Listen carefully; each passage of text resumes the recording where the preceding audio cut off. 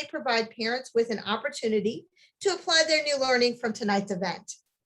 As we turn our attention to this evening's topic, attendees may enter questions into our question and answer section that our panelists will address during the question and answer portion of the presentation as time permits. We are recording the presentation this evening for additional viewing on demand. It is now my pleasure to introduce tonight's expert presenter, Dr. Jason Sabo. Dr. Jason Sabo is a pediatric psychologist at Golisano Children's Hospital, Pediatric Behavioral Health. All right. Dr. Sabo earned his master's in psychology and a doctorate of psychology from Ball State University. Throughout his career, he has worked in private practice, in residential treatment, and the hospital setting. He joined the Lee Health team in 2018, and he currently works as the site lead in their pediatric behavioral health outpatient clinic. His clinical specialists are behavioral disorders, anxiety, and depression. Thank you so much for joining us tonight, Dr. Sabo. Now I will turn it over to you. Thank you, and good evening. First, I want to start by thanking Lee County Public School System for giving me this opportunity. Just a second.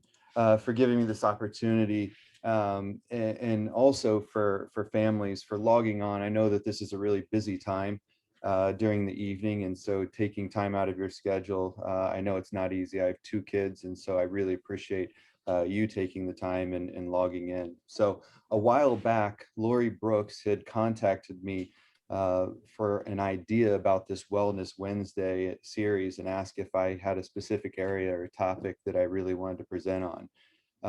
I knew the first episode was on suicide identification and prevention, and then there was the second, which was on depression. And so I really think the depression complemented the first. And so I really started thinking about something that could also go along with that. And so we have the suicide prevention, then we have the depression. And I was thinking, okay, well, what can we do in terms of teaching sort of skills that help to maybe prevent some of these mental health illnesses that come up? And resiliency is a topic that I think really complemented all of those.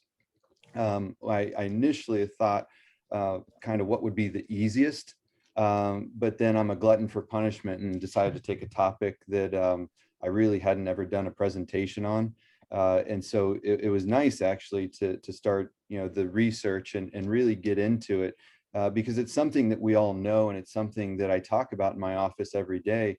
But it's also something that I think is really underappreciated, and that we really don't spend a lot of time and attention doing any type of presentations on. So I'm hoping that this is something that's fruitful for you, and it's also something that you're able to gain from. So we all know what resiliency is. Resiliency is really a prevention tool. It's the process of adapting well in the face of adversity. So this is something that both adults and children really need to be able to do. It's a fact that everybody will face on Earth. For example, the pandemic. The pandemic really changed the way that we operate. So the way that we previously did things and the ways that we are previously accustomed to and that we have been adapting to since birth all changed. Resiliency is something that helps us navigate these simple and complex life events. The good news is that resilience involves behaviors, thoughts, and actions that anyone can learn and develop. In my research leading up to this, this presentation, I found an explanation that really stuck with me, and I'm going to read it. The individual stated, "The ability to learn resilience is ordinary, not extraordinary. Resiliency is just like any other skill that it takes time and practice. It's just like playing baseball. It's just like doing anything else, that the more that we do it, the more that we teach our children to do it, the better they're going to be at it." And so it is something that I think we can actually put in place for our kids. It's something that we can help our kids develop. And it's something that I hope that throughout this presentation, I'm able to give you specific skills. When I went through graduate school, they initially teach theory, and I had to know the details of what I thought was every way anybody ever dreamed of thinking about human behavior. However, once we learn that theory, then they teach the application. As I got further into practice and parenting, I learned, like so many of you have, that sometimes there's a conflict between the two, because daily situations don't always lead themselves to one-on-one direct application. So we have a lot of these competing stressors that we have to balance. I remember the feeling when I had my wife and I had our first child. When leaving the hospital after the birth, I was kind of freaked out. You know, I couldn't believe they let me take this little fragile thing home. At the time, I was finishing my degree in psychology, and I honestly had no idea what I was doing, raising a child. I remember researching the heck out of everything. I've read a million reviews on child seats, on food, on diapers, and I wanted the best for my son. The reality, though, is that diapers are really expensive. All of those things that I was researching that had the best reviews were really expensive. And on a $1,300 internship stipend living in Miami, there was a much different reality. There's a conflict between me being able to buy those diapers with the Disney characters and the cheap ones. And I think this is something that we often find, is that teaching our kids things that we really want them to know, and ideas that we really want them, it's a lot more difficult than what we really than what it seems, because every day our children are watching us. Every day they're learning from us. Every day they're figuring out different ways to behave. So it's inevitable that we're going to face difficulty at some point in everybody's life. They're going to experience stress, frustration, trauma, loss, and hopefully what this presentation can do is not necessarily prevent the stress, but what it's going to do is hopefully give us the tools so that when it arrives, we have the skill set to be able to handle it. So some of the goals of the presentation, and these are rough, and really by no means is this everything that we need in order to handle stress as it comes up, but I think it's a good starting place. So, and again, this is a rough agenda. So we're going to go over nature versus nurture, setting goals and priorities, identifying what's next for children, the importance of communication, creating a positive perspective, protective factors and resilience, and then also building insulation. Please understand that I'm going over a ton of information, and my hope is that families and educators watching this are able to go back and rewatch and really pull out specific areas that you feel like are really helpful to you, or areas that you feel like would be really helpful to your children or to your family. So each of these areas are also not really groundbreaking. Rather, they're just really simple, basic techniques that we can do and we can also replicate. I also say that with a caveat that life is not simple. So while some of these things seem very easy, the daily hustle and bustle, our emotions, timelines, children not listening, and all of these other things can add to stress and make this more difficult to do. So first, I want to start off by sort of, again, going over kind of like the conceptualization. So we're learning all of the time.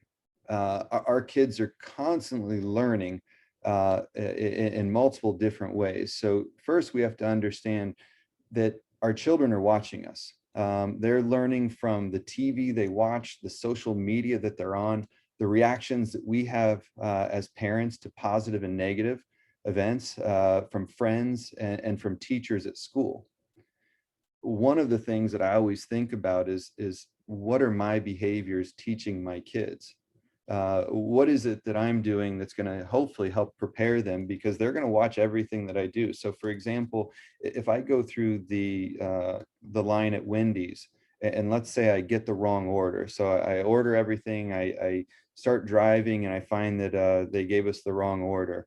The way that I handle that is going to have a huge impact on the way my kids handle the same stress in the future. You know, am I going to become irate and start yelling?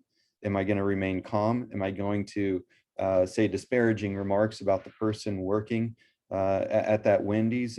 No offense to Wendy's. So sorry guys, are they going to see me give grace? Are they going to see me go back and be calm about it?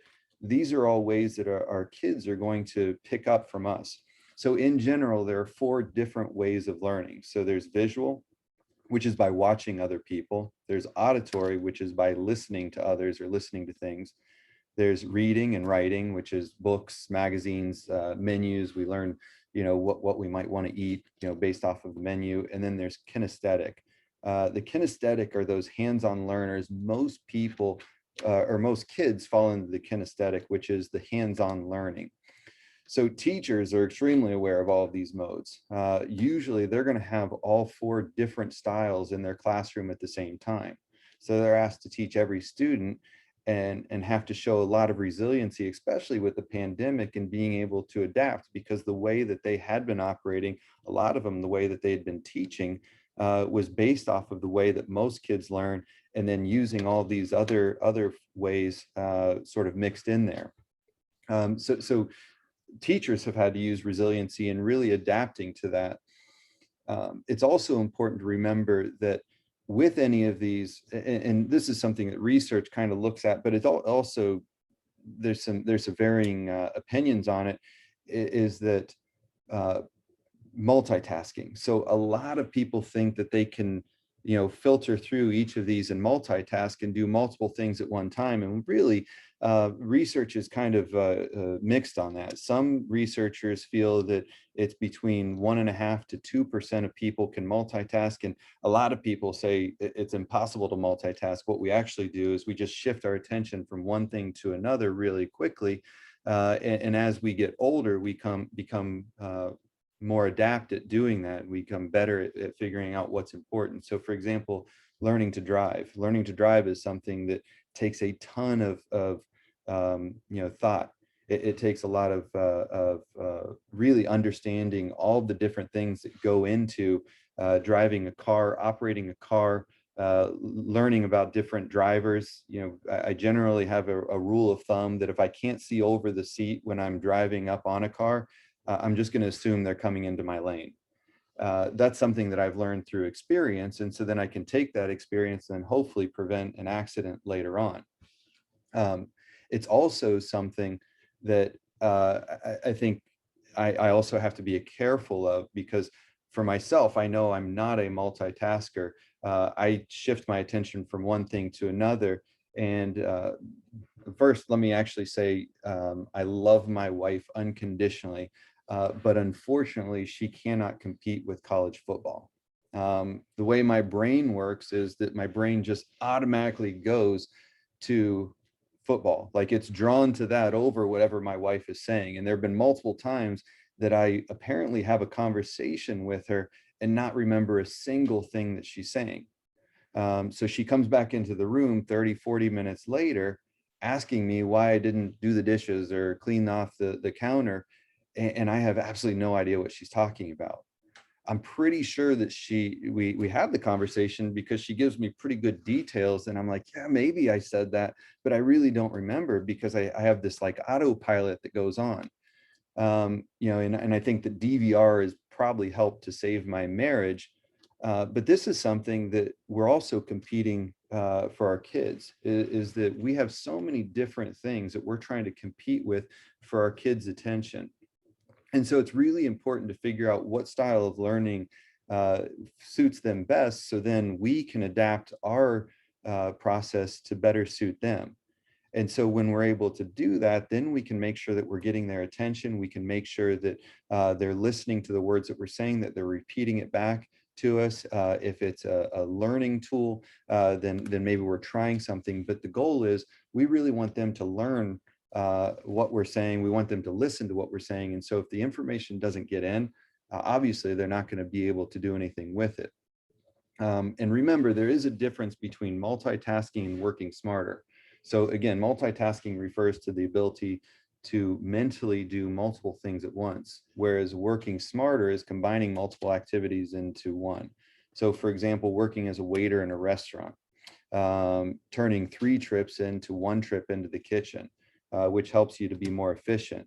as a college student, I pretty much paid for my education working in a restaurant. And I think it was definitely a learning process that I became much better and much more efficient as I went on, because then I was able to really try to break things down into simpler tasks and say, okay, instead of taking 3 trips into the kitchen and getting 1 glass of Coke and 1 glass of water and a glass of wine for 3 separate tables, I can get it all and bring it out and be much more efficient. And this is something that I was able to do over the course of time. Again, this is something that later on I'm going to go into, but it's something that we really want to help our kids to be able to do as well. Um, One of the things that I look at is really the difference between aspirational goals and SMART goals. So what this means is we really want to know where we want to be with our kids. So aspirational goals are goals that we really don't have a specific path for, but we know where we want to be. Actually, I think I missed a slide. Let me go back. Sorry, let me go back. I missed a slide. So nature versus nurture. I knew I missed something. So nature versus nurture. So what this is this is really the difference between genetics versus environment. So nature is based on a parent's genetic makeup, whereas nurture refers to after conception. So this also includes like maternal malnutrition and substance abuse is part of nurture. So even though they're developing, that is post-conception, and it will affect what happens after conception. So those things also are part of nurture. We used to identify these as 2 separate entities, but what we've learned is that they also work together. Specifically, a person's biological nature can affect a person's experience of the environment. So for example, a person with a genetic predisposition towards depression may have a chemical imbalance that affects the way that they see the world or events. That will in turn affect the situations they put themselves in, and then give them less opportunity for potentially positive experiences. Or a child with ADHD, and this is something that I see in the school quite a bit, is that ADHD is a biological disorder, but an ADHD child may learn to despise academic work because it's either difficult or boring. And I think of ADHD as kind of like Swiss cheese. So they have all these holes in what they pick up on because of the ADHD. So they're in and out of attention. And so they don't really get all the information. So what happens is they have to fill in those gaps. So really, really smart kids can fill in those gaps at an early age, and it doesn't affect them as much. However, eventually it does catch up to them, and they just don't have the ability to fill in all those gaps. Parents can't fill in those holes. And so what happens is then the kids start looking at school as kind of like a punishment, as something that's very difficult, as something that's not rewarding. And so then they're going to start pushing away from it. Because they start pushing away from it, what you see is that gap starts to widen. And so it's really important to understand that these things work together. However, nurture is what we have control of. Nurture is something that we can affect, and that's something I think is really important. And I'm really going to hit on this later on in the presentation. Is really controlling the things that we can control. This kind of goes into anxiety when I'm teaching kids about anxiety and recognizing what do you have control of versus what do you not have control of. It's something that we should also do as parents. And really, when we have control of something, if we have control of the nurture part, we need to do everything that we can to make sure that we set it up to be successful. One of my first jobs out of graduate school was at the Department of Youth Services in Ohio, which was a correctional facility for kids who had committed serious felonies and were committed to the state because other settings had been unsuccessful, and less restrictive settings had been unsuccessful. So while working in the prison system, I was able to see, unfortunately, the work of both nature and nurture. However, it was a much different experience than what I anticipated going in. So what I learned from these kids was incredibly productive to my career, and also to really becoming, I think, a better parent. I learned that a lot of these kids were actually really good kids. They were really smart kids, but they were also put in really difficult situations. Most of them had both poor again, nature and nurture contributing to their current situation.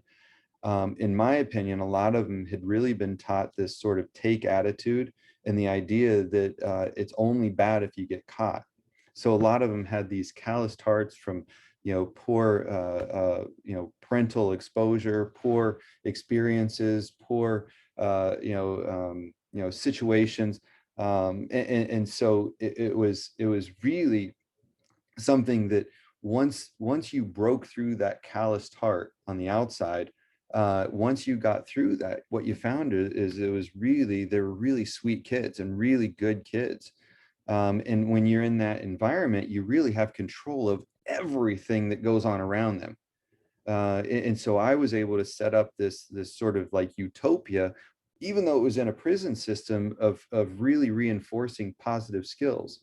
And so it really made me think about, these kids, a lot of them actually went on to be very successful. So how is it that a child who suffered so much, how can they be resilient?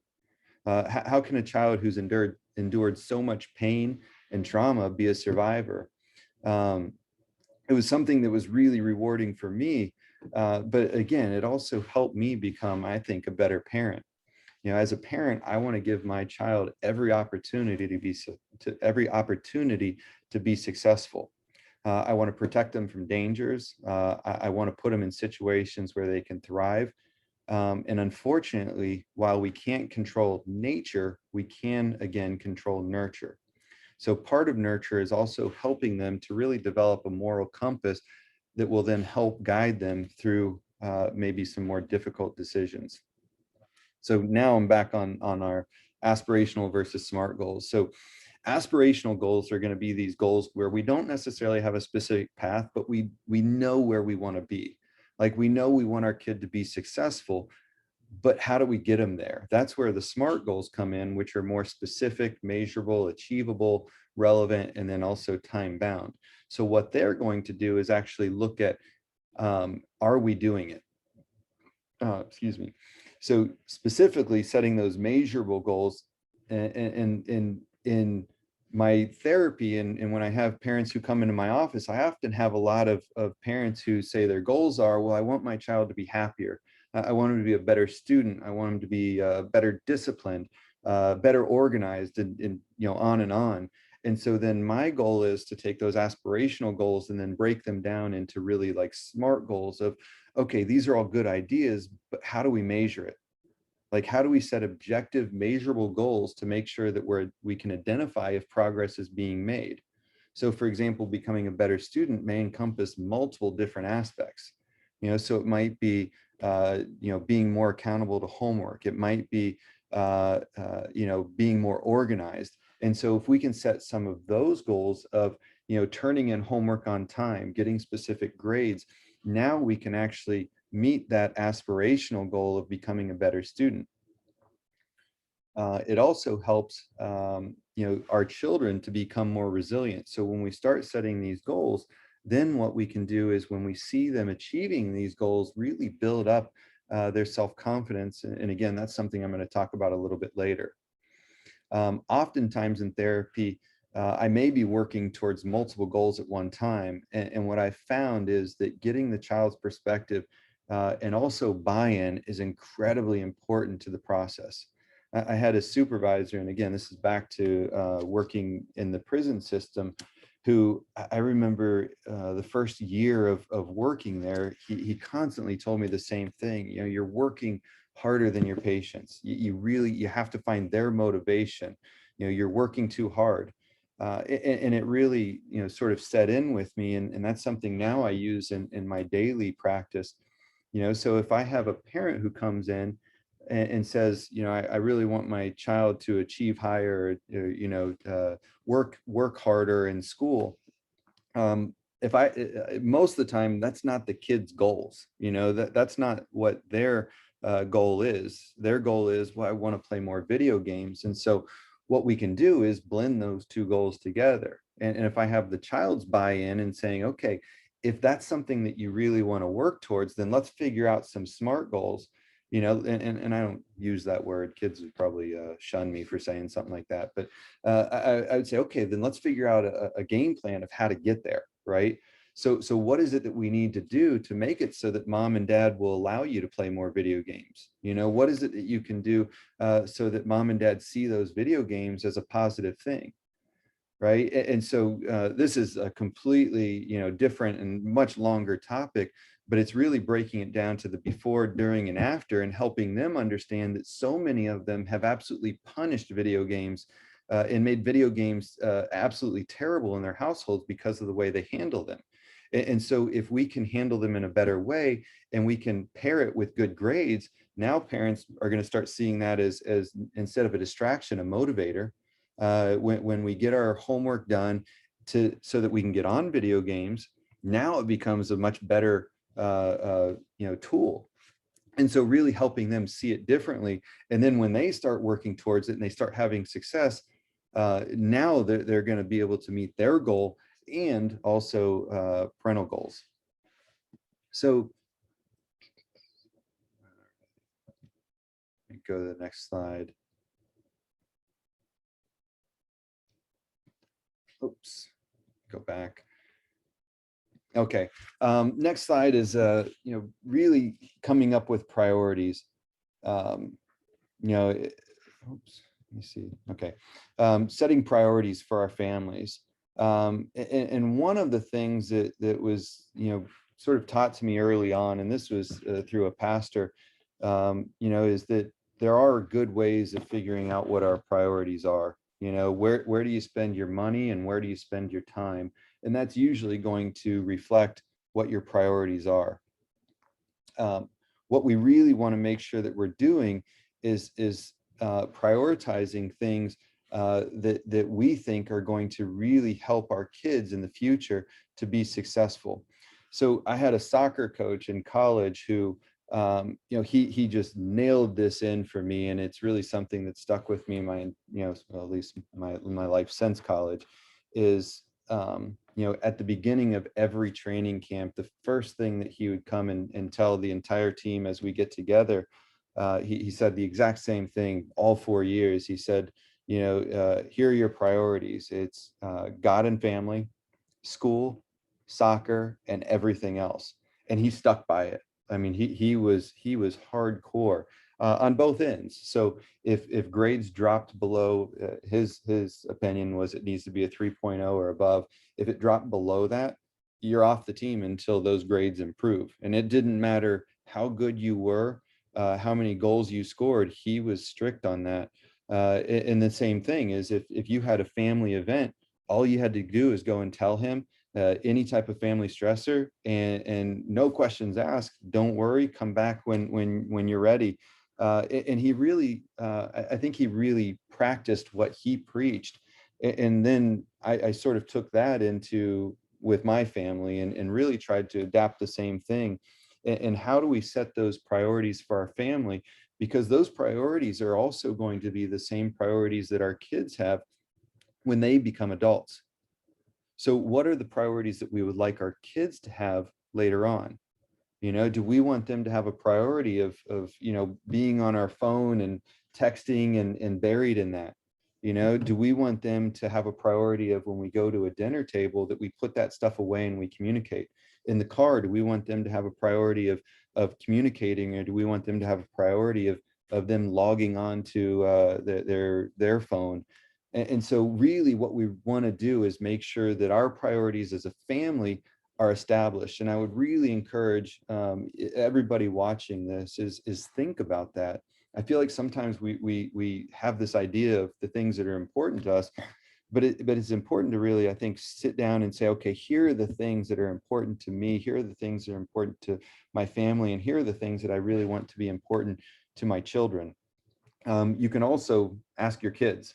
It's always interesting in my office when I ask that, and I ask the parents, what are your priorities? And then I ask the kids, what are their priorities? And sometimes they're pretty drastically different. And helping kids to understand that because parents have more authority, it's important to find some of their priorities and plug them into theirs so that they can meet their, wants and needs. So The next thing is, after we identify those priorities, kind of identifying what's next for our children. This is something that I think is really, really important. So it's important to try to do our best to anticipate what they're going to be asked to do in the future. So not only should we think about their current needs, but also what will they need in 1 year? What will they need in 5 years and 10 years to be, successful? I know, like my wife, and she's so good about something that's so simple, and she's often saying, hey, I'm helping you to become a better husband. I'm praying for your future wife, and I'm doing this because I want you to be successful in your marriage. I want you to be successful in business. I want you to be successful in school.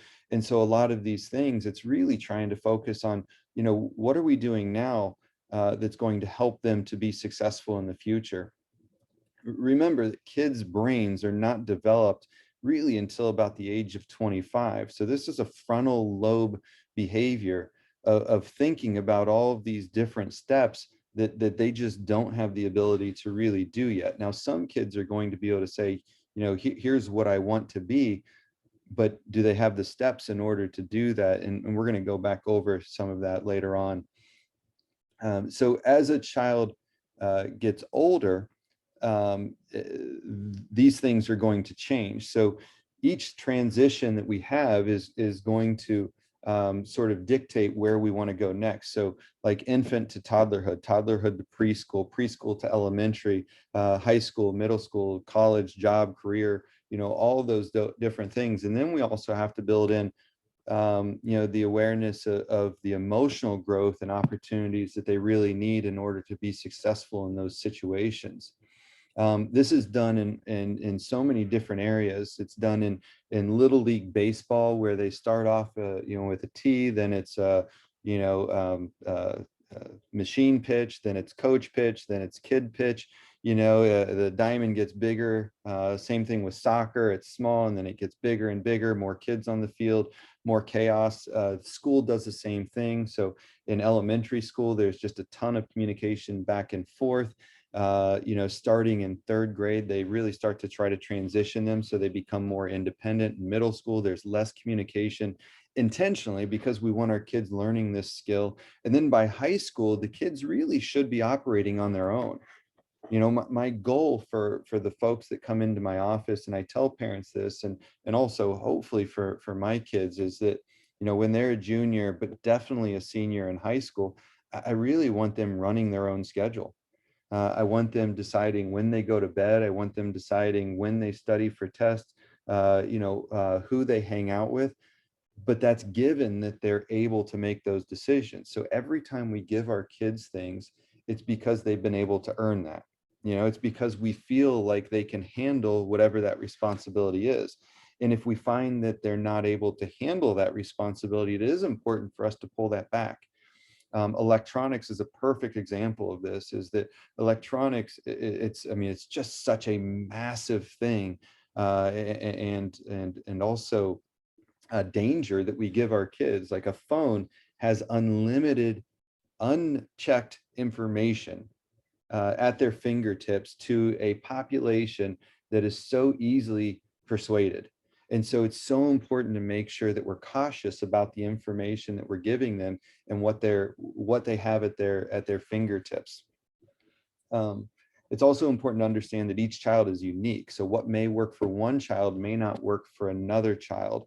And so what we really want to do is try to make it so that each child is learning what they specifically need, or what they're going to need, or what they currently don't have in their arsenal.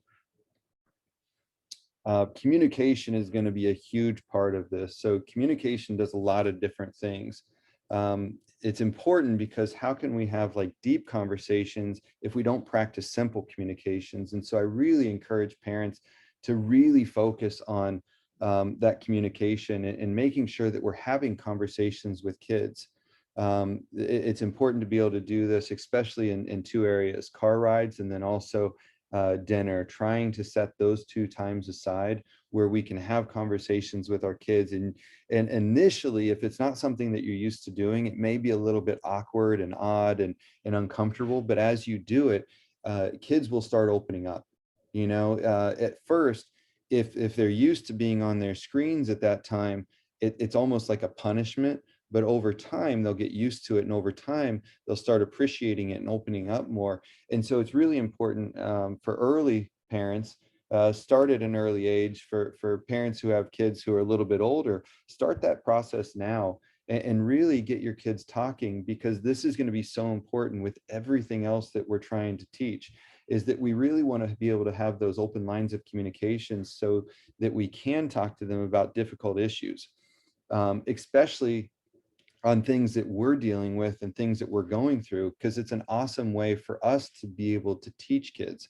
So when I get angry or when I have a problem, I can walk my kids through how I'm handling that and the way that I'm solving it.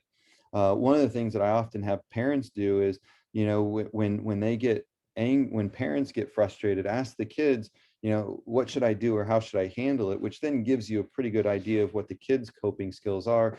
But it's not at a time when the kid's frustrated, because if you ask the kid at the time when he's frustrated, they're probably not in a good position to be able to talk about that. So if we can build up skills, when it's not in a pressure situation, then they're going to be more likely to use some of those skills when they are in that pressure situation, and we really want them to use it.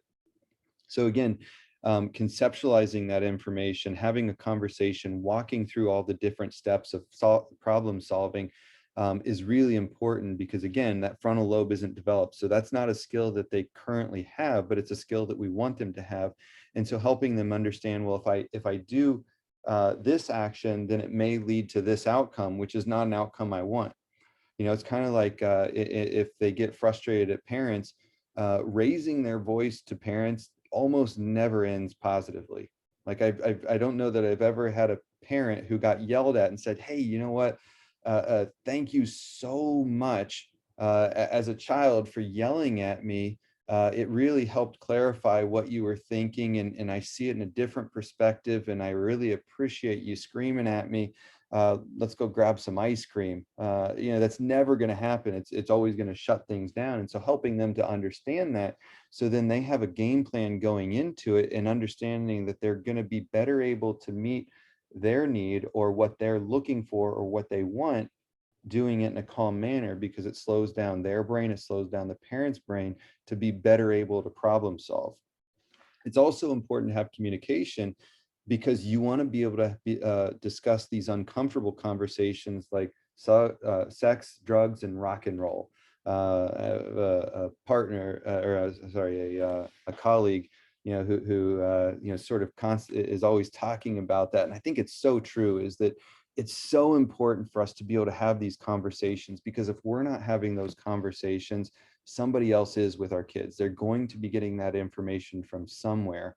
And so we want to make sure that we're getting them the correct information, so that they're able to handle things. And so if a child is talking about things or asking questions, they're ready to have that conversation. But it's also important to stay ahead of it. So having the conversation about sex, about substances that they may encounter, friends, and all of those different things, so that when they face it, they have the tools in order to be able to handle it. Next area is perspective, and I'm going to go pretty quick through this. So it's important to understand that we all have different perspectives on things. So the way that we see things is going to have a huge impact on the way that we react to things. This is just a slide that gives it as an example, but I usually use my hand as an example. That we may be looking at the same hand, but if we're looking at it from a different angle, we're going to describe it differently. So it doesn't mean that one's right or one's wrong, but it's just from a different perspective. Doing that will then help us to really look at things, mistakes as opportunities to learn. And Thomas Edison is a perfect example of this. And I actually researched. I didn't, I've heard the story about the times where he failed, and using it as a opportunity to learn. And I actually found the quotes. And so I'm going to read this to you. It says that Thomas Edison, working on the nickel iron battery, was asked by his associate, "Isn't it a shame that with the tremendous amount of work that you've done, you haven't been able to get any results?" Edison turned on me like a flash, and with a smile, he replied, "Results? Why? Man, I've gotten lots of results. I know several thousand things that won't work."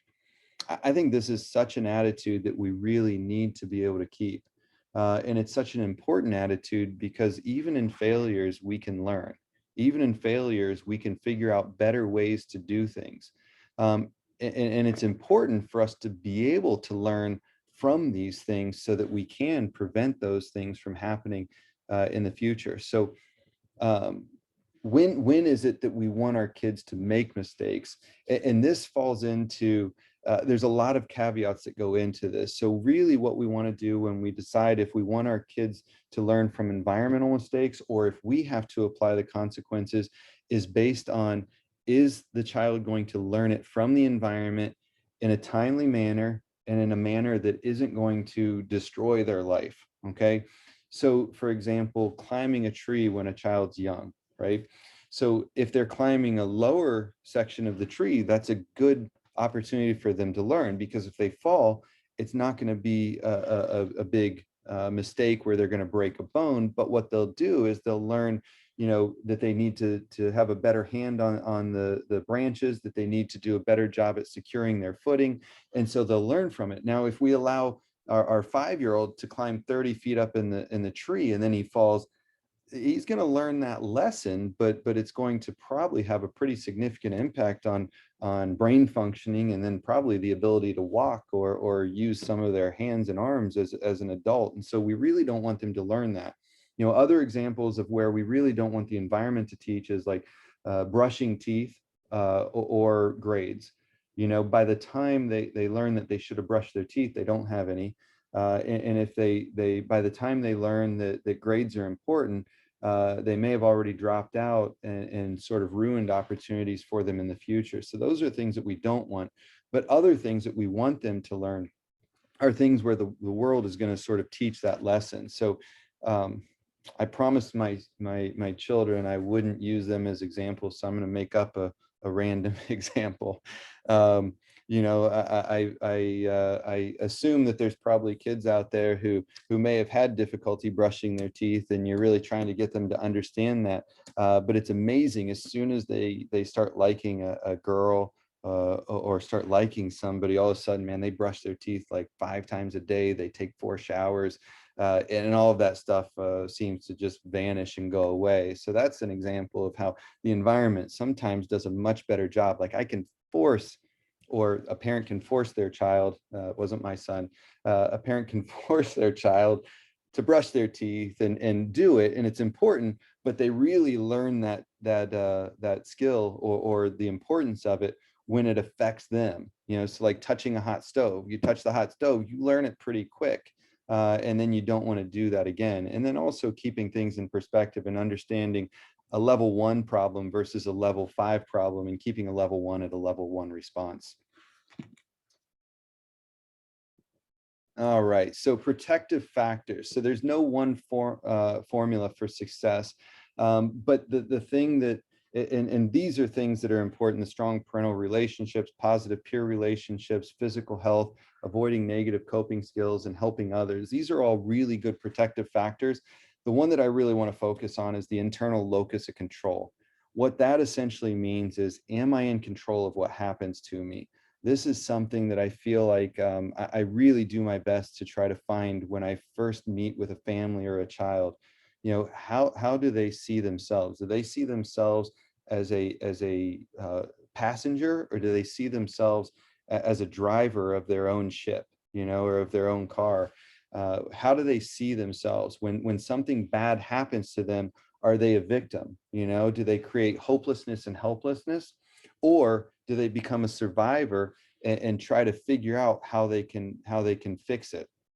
One of the things that my favorite verse, is it's from James, and I'm gonna go over it because I think it's so important, and I think it's also good for families to really have as sort of a foundation.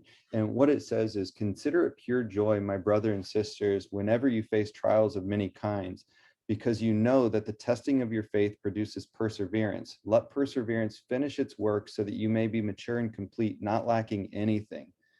What this really talks about is the same as what Edison was saying, is that when we have failures, not only seeing them as an opportunity, but see them as something positive. See them as, this is going to teach me a skill. This is going to give me some type of skill that I'm going to be able to use later on. And that's something that I just feel like is so important for us as adults, but also for kids, is that when bad things happen, because they will, there's no way that we can prevent everything bad from happening, but what's their reaction going to be when that happens?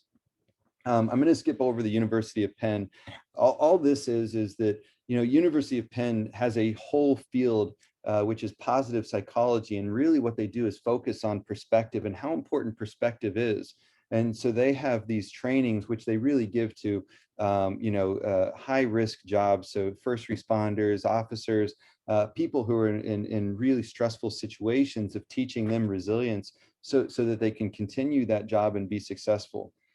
So again, building that sort of mindset of seeing negative as a positive is really important, and not just becoming the victim and saying, oh, well, woe is us, but really turning that into, okay, what are we going to learn from that, or how are we going to improve ourselves?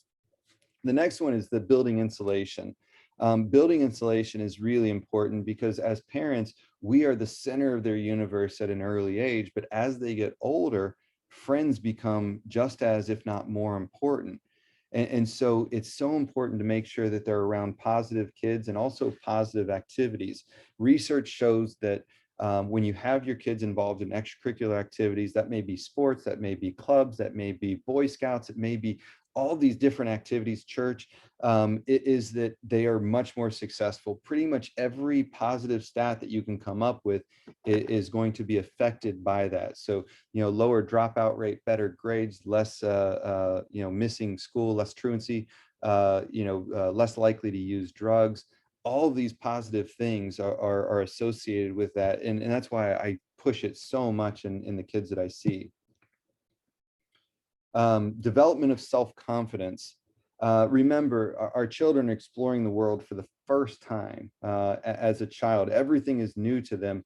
So we have an opportunity at an early age to really set the stage, and going back to that perspective of having that positive perspective, but again, encouraging safe exploration. So at an early age, you can use something called forced decision making. I did this when I worked in the prison a lot, where I would say, if somebody was really frustrated, like my job, I loved it, but part of my job was also to de-escalate, which is go in and calm people down when they're really upset. And so the easiest way I had, it was such a simple technique, but it works so efficiently, is that a lot of times kids wanted some type of control. So when you go into that situation, if I yell at them, get in your room, now I have this standoff between what I want and what they want. Whereas if I go in and I say something to the extent of, hey, do you want to talk over here? Do you want to talk, where everybody can hear us? Now they're going to do what I want them to do. They're going to talk, but now they have the decision. And so generally they're going to pick one of those, and then it just opens it up so that I can calm that situation down. At an early age, it's a really good idea to do that. But then what we want to do is encourage children to make choices whenever they're able to. So really verbalizing those choices and then walking through all the different steps and the potential, what could potentially happen based off of each one of those. Okay, so takeaway, and I'm going to be really quick with this, but also, broad, is that hopefully what you can do from this is really be intentional about teaching skills that you want your kids to have. Set priorities for your family, identify what's next for your kids, and really be intentional about trying to give them those skills. don't rob them of those skills. So many people, including myself, we do things to make our lives easier. For example, tying shoes. If we sit down and take the hour to help them learn to tie their shoes, we may save ourselves 10,000 times tying shoes. Teaching them those skills so then they can do it on their own is going to give them self-confidence, but it's also going to help them so that they'll have this resilience and be able to deal with things in the future. And then the last thing is really look at ourselves as the models. If you want your kids to be successful, model successful behaviors and exhibit that, or model positive behaviors so that your children will exhibit the same. So I hope that was helpful. And now what I'm going to do is try to answer some of the questions that have come up. We have a little bit of time left. I went a little bit over, I about 7 minutes over what I had planned, but what I'd like to do is stop and answer some questions. So if you guys have any questions, please feel free to put them either in the question or answer or in the chat box. Thank you, Dr. Sabo. You're doing a great job.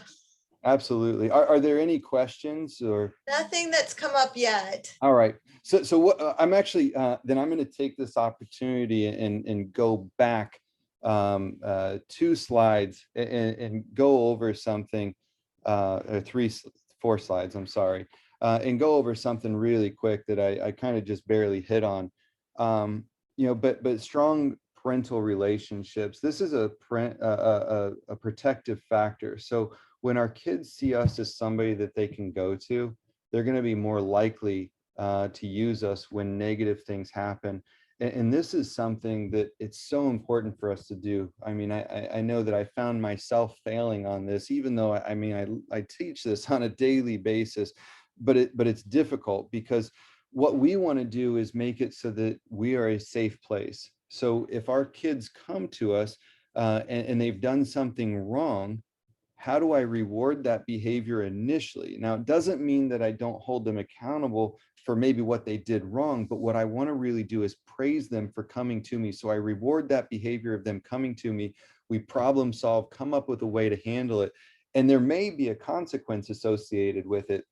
But what we want to do is build that relationship. That starts with the communication that we were talking about. It starts with, being involved in your kid's life. It starts in being active and doing things with them. And that will help develop that strong parental relationship that's really going to save you with teenage kids and older kids. So it's super duper important.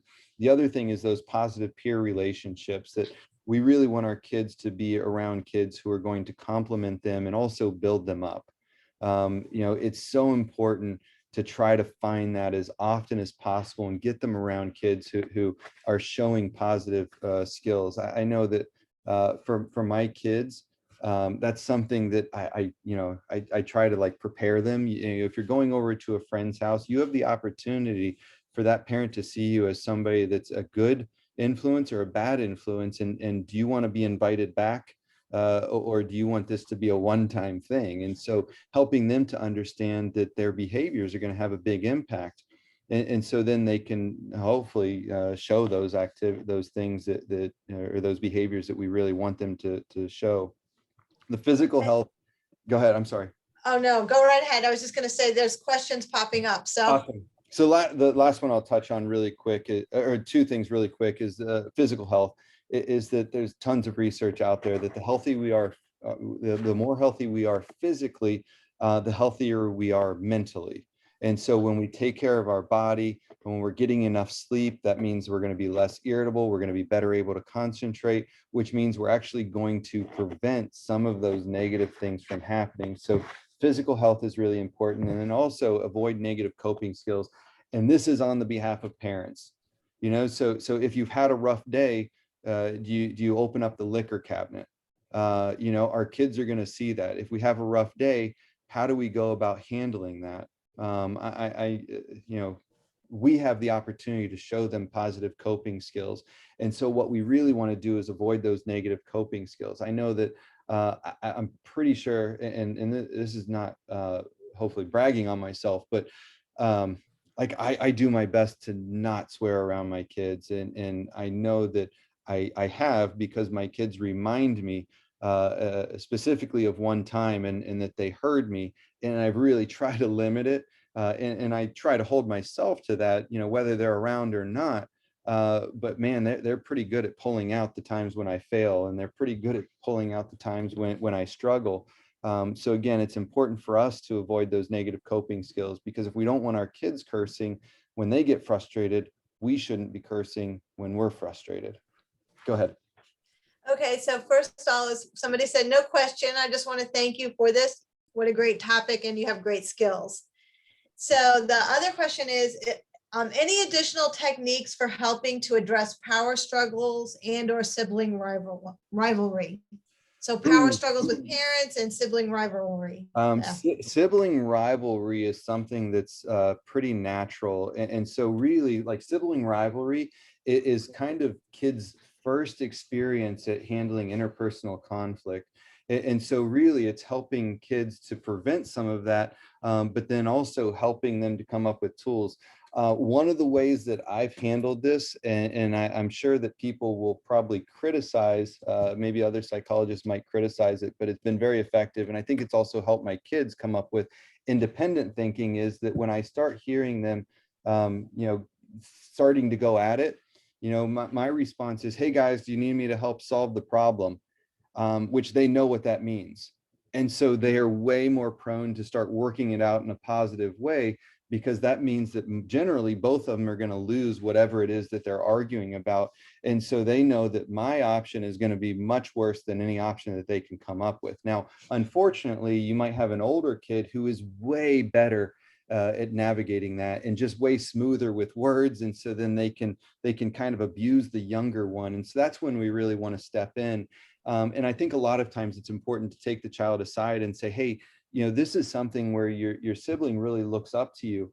But then what you want to do is set up opportunities for them to be successful in those situations. And so before they start to play together, go to the older one and say, hey, this is something I'm looking for. And if you're able to do that, then here's what we can do, and sort of set up a reward. Because when you can start that, that happening, and you put a positive reinforcer with it, what you'll see is then they start naturally doing that, even when you don't apply the reward. So what we know about rewards and consequences is consequences are successful as long as you're able to consistently apply them. However, if you can't always be there, then it's not going to really do anything. Whereas the rewards are something that will sustain even if you're not there. So when you reward a behavior, then they start doing it naturally, even if you're not there. So the reward is going to be super important in finding opportunities for them to be successful, and then jumping on it and say, hey, I really appreciate you. You did an awesome job in helping them to see it as a positive. Awesome, thank you. And another question is, at what age do we start the conversation about sex and drugs? Is there? So there is no, I wouldn't say that there's a clear age. Generally, I think about it as when do we think kids are going to start having those conversations, which may be different for every child. I know for one of my children, it was in first grade, where he just had all kinds of questions. And I was so blessed because I was at work and my wife was at home. And so she started fielding it. And then when I got home, I was able to sort of continue that conversation. But he's the one who came to us. But then what that did was sort of set that precedence. My second one, I would say, was a little bit later. And then we started having that conversations. Now that's actually opposite of what it generally is. So generally, if you have an older sibling, the younger one is going to learn about it quicker. Usually the older one is the one that's later on in doing it. So really think about the things that they're exposed to. If you start hearing that on TV that you're listening to, if you start hearing it in some of the phrases that they say, where they're saying things that maybe they don't even understand, so they're saying something that they heard at school and they're sort of parroting it back. That's a great time to start that conversation. And then when it comes to substances, I'll take that as well. Substances are usually going to be a little bit later. Oftentimes that's not early on. However, understand that we do set that stage by our behaviors. And so what they see us doing and what they see are coping skills, that's going to have a big impact on how they see substances later on. And so we want to make sure that we're doing it in a controlled environment, that we're not getting out of control when we're using it, if we're drinking, because otherwise our kids are going to see that as something that is normal and natural. So we want to be cautious about that. And so when it comes to substances, usually I'm going to say that's in beginning of middle school. You really want to have that conversation, if not in fifth grade. Okay, thank you. And so how does one help kids when they go off to college? Pray that they've done all the right things that you've discussed. Yes. And they said you're awesome. I think that goes back to something I'd kind of talked about before, is we really want to use that senior year as an opportunity for them to be independent as much as possible, but that's guided. So think of it as like a leash, that we're going to let that leash out as they're making good choices, but as they're making poor choices, we're going to pull that leash back in. And then when they go off to college, we're not necessarily letting them off the leash. We just give them a really big one, because we're still seeing their grades. And I guarantee, I don't know very many parents that if a kid, fails out of college and then they get a huge credit card bill that every transaction was at 1:30 in the morning at a bar, not many parents are going to be open to refunding the next semester. So we do still have that control, but our goal is that we don't ever put them in that situation. So by doing some of those things that I had talked about early on or things that I talked about throughout this presentation, hopefully what we're doing is building up those skills so that when they face them, they can handle them. Like electronics is something they're going to have as a college student, generally as a high school student, sometimes as a middle school student, occasionally as an elementary school student. And so we want to make sure that they can handle that. So if we have all the restrictions, then they're not going to be able to handle that when they don't have any restrictions. And I remember when I went to college, one specific guy, I think he probably played 16, 17 hours of video games. And that was before it was even online. So it wasn't nearly as addictive. He only lasted one quarter. He didn't come back the second quarter. And so what we want to do is help them build healthy boundaries. My son may be watching this, and again, I try not to use him, but we have pretty tight restrictions on him. And what my wife and I decided is those restrictions are going to come off when we see that he's not using every second that we give him. So if we give him 1 hour, every time he's using 1 hour, which means that those restrictions are needed. Once he's able to sort of set the boundaries and he's not using all of that time, my goal is to open it up. I want him to be able to have that and to be able to balance that with outdoor activities, friends, video games, schoolwork, all those different things, but understanding that schoolwork comes before screen time. Now, once he's good at getting schoolwork done and I can trust him, then I'll let him, maybe make that determination once he's in high school or older on, because he's going to have to do that when he gets to college. So again, we want to give them the ability to use some of these things as we see that they're able to. And then some other questions kind of focus around, like when you handle a scenario with our children not as well as we should, when we do, when we're nobody's perfect parents. Yeah. And what is a healthy way to discuss our imperfections or how we could have handled that scenario better so that our kids can see our accountability, empathy, responsibility, trust, and emotional safety? All right, so that's actually a huge question, but the simple part is we're human, and it's important for our kids to see us as human. So just like I was talking about, early on, in the way that we handle, the Wendy's example, is that this is also a real world example that may have affected them. And so what it can also do is help them so that they're successful in relationships when they hurt somebody else's feelings, that they have the ability and also the knowledge that it's important to go back and fix those relationships. And this is something that we can do with our kids.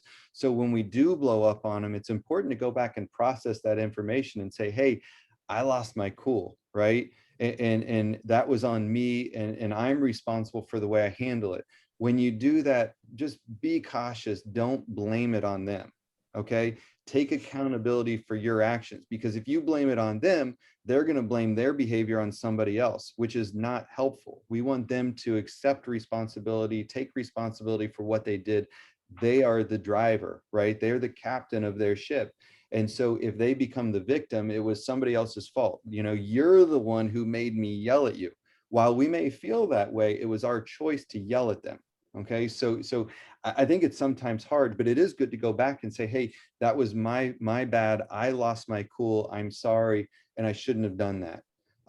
However, I want you to understand, I expect this, you know, and that's the way that you can handle that. But then you can then walk them through, you know, this is why I'm so concerned about that behavior, or that specific area, or this is why I really think it's important that you're doing X, Y, whatever it is.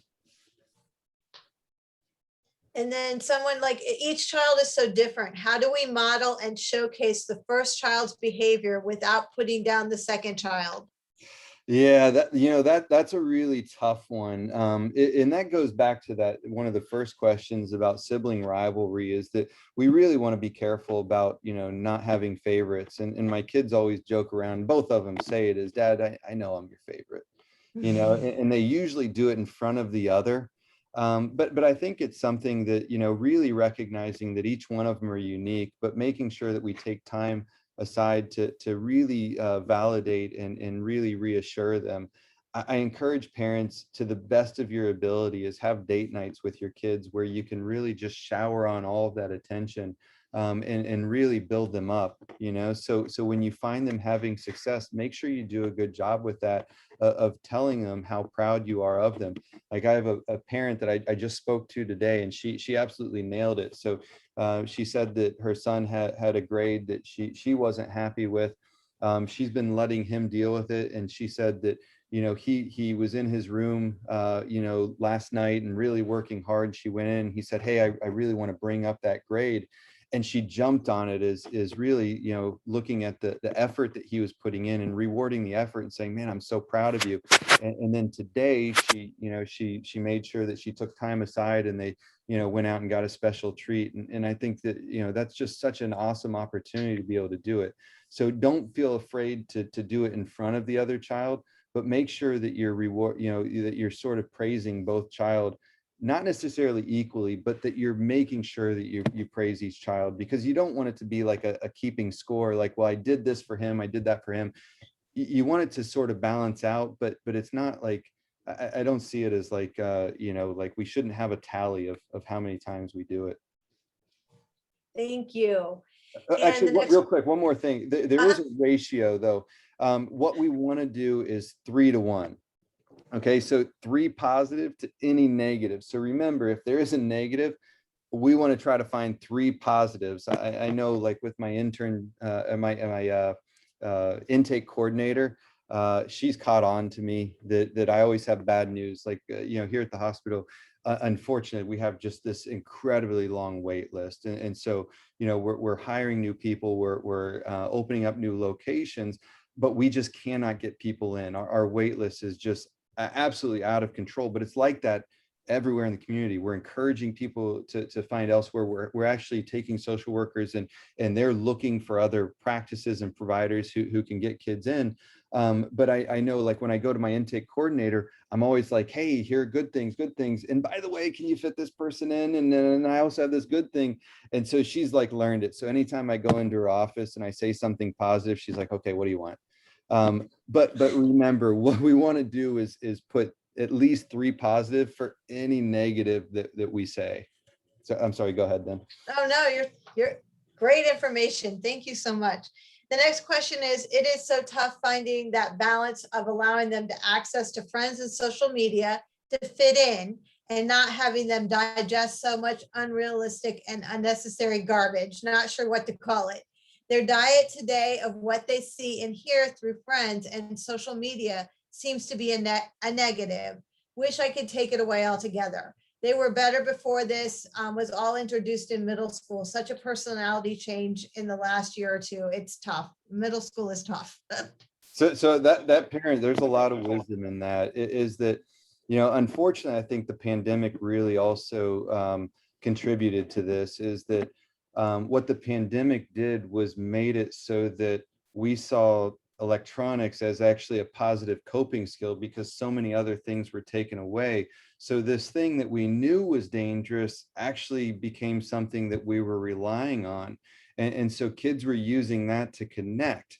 The problem is that when you connect via social media, there's no reading of emotions. So when somebody says something harsh, there's no like sort of feedback, and so then it can just become sort of natural. And then when somebody feels hurt, then they try to sort of respond back, and so then there's this such a negative culture. I see so many young girls who are posting pictures and getting likes for things that it just absolutely breaks my heart, because I feel like what it's doing is rewarding their body over their brain, over their personality, over their character.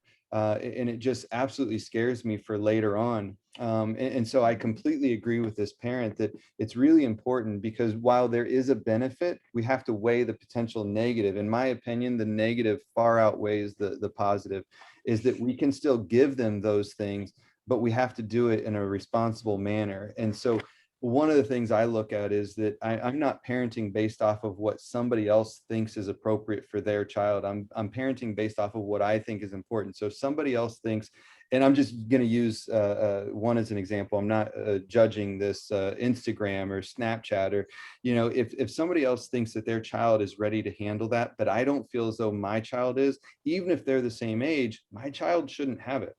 My child should not have access to that. And if they do, it's open communication. I don't believe that parents should sneak around on their kid's phone and look. That is your phone that you're letting them borrow, but be open about it, because if you're sneaking on that, what you're doing is setting up this sort of relationship of distrust. And so you want to be very open about it, but help them understand, if you don't agree with this, that's fine, but that's part of the contract of having a phone. So if you do not want me looking at your phone, if you're not giving me or looking at my phone that you're using, if I don't have 100% access to that, then you don't have it.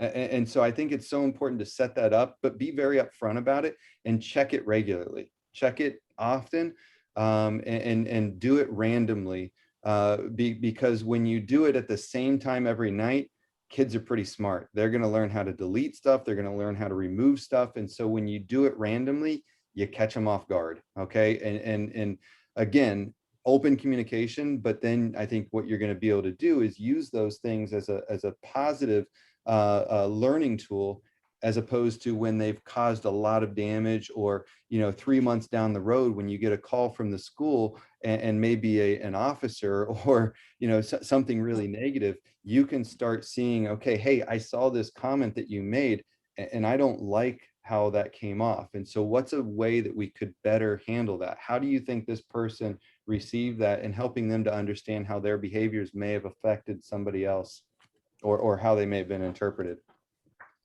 Awesome, thank you.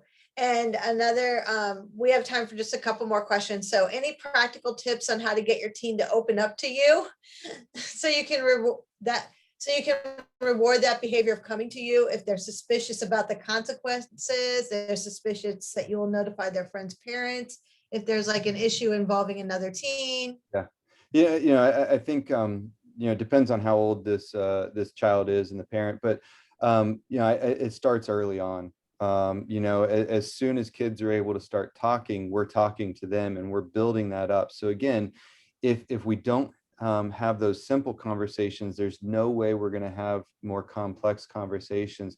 So we really want to set an attitude and a culture of just normal, constant communication. And then as difficult things come up, we address those things. So when I see my son, talking negative to his brother, it's an opportunity for me to address that. Now, sometimes I'll do it in front of the brother, sometimes I'll do it individually, but it's an opportunity for me. And so if we have that normal dialogue and that's natural, now it's not awkward. Coming into my office, that's something that I see that is actually really difficult. And it's something that we have to really face in the office is a lot of times I see these families who've never had these conversations. So when I have them in my office and we start having these difficult conversations, you see the uncomfortableness. I'm like used to it, and so I'm like, yeah, this is normal, but they're not used to it, and so you just see them sort of crawling out of their skin, and they're like, oh, what do I say, and how do I say it? But not saying anything is also communication. Not saying anything may be telling them I don't care. It may be telling them they're not important. So making sure you're having that conversation. But also what I see in my office is as they start doing it, man, they really appreciate it. They really enjoy it. And they really take that time and can really get into some deep conversations that, again, then prevent problems later on. Okay. And do you have any suggestions for reducing anxiety when going to bed for young children, like they're anxious at bedtime? Yeah. So one of the things I'll probably do eventually is a topic on anxiety. Yeah, that is one of the ones we talked about. Absolutely. That's something that I mean, I love working on anxiety, but that's a really long answer. The simple answer is going to be, how do you get them to focus on something other than their fear? Getting them to focus on something positive. It's important that you develop the skills, because if I put a kid in a room, they don't have the skills to handle it, I shut the door, you're going to deal with it. I can sometimes cause more damage than positive. And so what I want to do is make sure, number one, that they have the skills to self-soothe. And then what I really want to do is help them focus on the positive and make that bedroom a safe place. So sometimes if there's an activity that they like to do, have them do that activity in their bedroom, get them used to being in their bedroom alone by themselves. At nighttime, lay down in bed with them, turn the lights off, and identify all the noises, identify all the sounds, because when the lights are on, when it's daytime, all these sounds are very normal and natural. But as soon as you turn the lights off, now they're using different senses. So those five senses, the sight may not be working, or it's not as clear. And so now, the branch that is flickering the lights because of the street light outside is a monster. And so their brain can, make all kinds of errors. And so what you want to do is really help them to feel more comfortable being in there, give them the tools, and then maybe, okay, if we can do 1 hour, and then if you wake up in the middle of the night, you come in with me, we have a treat. So you reward that. So they're focused now on the reward that they can gain. And then it's longer and longer periods. So once you gain a little bit, you keep building off of that. So it's a little bit of a stepwise progression. And then the last one is kind of like a divorce situation, that it's difficult when you have two households with limited parental communication. How do you communicate and build trust with your children? Wow. That's another hard one. It's being open. Now that is like, there's probably 15 sessions on that, but really what you want to do is develop that safe environment. So if they come to you and give you an example, a child, and this is a tough one. So a child not wearing a helmet at one of the parents' house, tells let's say it's mom, comes over to mom's house. Well, dad doesn't make me wear a helmet. If mom gets on the phone, calls dad, yells at him, why would you do this? Then he goes back over to dad's house and gets yelled at. Why did you tell mom? I guarantee that kid's not going to tell you anything else. So what you have to do is help them gain the tools. One of my mentors when I first moved here is Debbie Silver, and she had this analogy of, it's like a pool cage. And she said, so if a divorced couple, and they separate, and one of them has a pool cage, but they're not putting the pool dividers up, and you're worried about that, you can go to court, you can try to fight it. And eventually you might win, but it might take 9-10 months in order to do that. Or you can get your kid swim lessons, right? You can teach your kid how to swim. And that's really stuck with me, is that there's some things we have under control, some things we don't. And it's really identifying that when they're at your house, you have control over what they're exposed to. And don't underestimate the exposure that you're giving them and the coping skills that you're giving them. And maybe the other environment is chaotic and it is crazy. And what you're doing is showing them the opposite side and what a calm household can look like and how nice it can be. And so when you're able to do that, those are the things that I think they're going to learn and want to emulate when they get older. Okay, we had another question that I skipped and I didn't do by accident. So what do you do when your kid successfully completes high school and doesn't know what he wants to do next? That happens a lot, and I'll be honest, like I think sometimes this surprises parents, but I'm not necessarily an advocate that everybody goes to college, that everybody has different skills, and so some kids are not meant to go to college. That doesn't mean they're not smart enough, but there are kids that's just not for them. And then I also think that sometimes we go to college and get a degree that we really didn't need, or that we didn't that didn't benefit us. Now, the caveat of that is that I think a lot of doors, and research is super clear. The more education you have, the better the outcome. Now money doesn't necessarily mean the happier you are, but all those other factors definitely do go up. So the more options you have, the more flexibility you have. Now, it doesn't mean that it's true for everybody. So if you have a kid who maybe doesn't know what they want to do, I know for myself, it happened my junior year in high school. I got a job at my local soccer fields digging fence posts. And that job that I had for that entire summer taught me that I'm not going to use my body to make money. It taught me that my brain is what really needs to make me money, because it was the most miserable job. It was up in Ohio. It gets up like the 104, 105 degrees. I was just boiling out there. There's no shade. I was miserable. But it really set me up to be a better student. And so sometimes kids don't necessarily know what they want. And so what we want to do is try to expose them to a lot of different options and things that they may like. And sometimes a tough job is going to teach them what they don't want.